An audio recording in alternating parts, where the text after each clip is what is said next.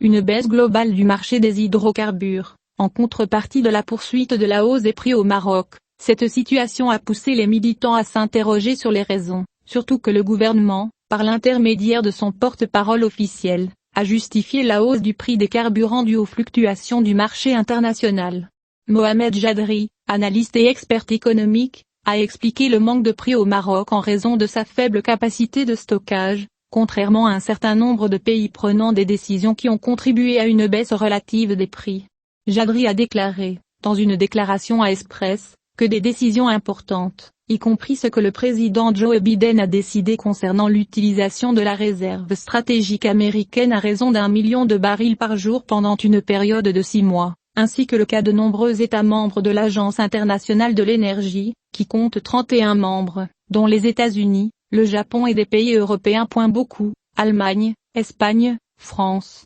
Italie, Grande-Bretagne, ont entraîné une chute des prix du pétrole au niveau mondial. Toutefois, le porte-parole a expliqué que cette baisse concerne les futurs contrats, c'est-à-dire ceux qui seront acquis au cours des mois de mai et juin. D'autre part, il a souligné que les faibles capacités de stockage du Maroc le rendent otage des fluctuations internationales et qu'en conséquence, on s'attend à ce que les prix du carburant se maintiennent à leur niveau actuel au moins jusqu'à la fin du Ramadan. En conséquence, l'analyste et expert économique a estimé que le gouvernement est plus que jamais tenu de procéder devant deux options disponibles, soit suspendre la taxe sur la valeur ajoutée et la taxe intérieure de consommation pendant une période de 2 ou 3 mois pour contribuer à réduire le prix des carburants dans les stations-service, soit adopter une aide sociale directe de l'ordre de 500 dirhams au profit de personnes à faible revenu pour contribuer à soutenir leur pouvoir d'achat. Dans le même contexte, Jadri a souligné le rôle de l'organisation OPEP pour injecter une offre supplémentaire de pétrole sur le marché,